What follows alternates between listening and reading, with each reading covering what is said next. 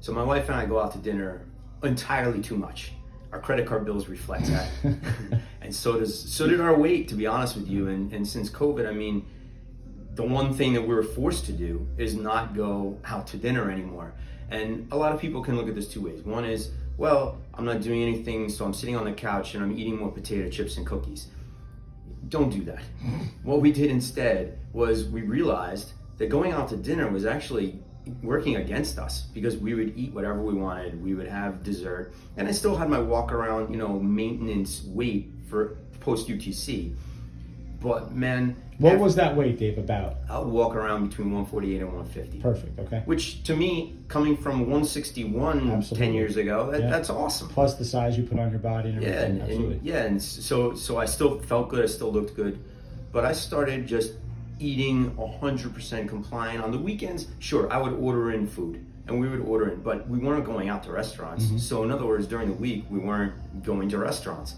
We weren't doing desserts, because even when I would order in, I wouldn't order in dessert. You just order in your dinner, that's it. So my weight actually dropped at one point, not now, but at one point I was 139.5. And during the summer, what were people's reactions to you at the pool? Everyone was amazed. I mean, I was probably more shredded, and at the time I was 45, more shredded at 45 than I was ever in high school, ever. I have those pictures, your before and afters. I mean, I'll post them in the newsletter with your permission, but it's inspirational, man, to see, here we are, both of us are in our mid-40s now, and able to maintain a physique like we're in 17 or 18 years old still. So, you really took the opportunity for COVID to become your best self, right? As opposed to your worst possible self. Yeah. And that's really part of the message I wanted to get across to people. It's not that you didn't have challenges with your body and your shoulders and your injuries and all the other stuff that was going on with COVID, but you took the opportunity to implement some information that you've learned over the years. Yeah.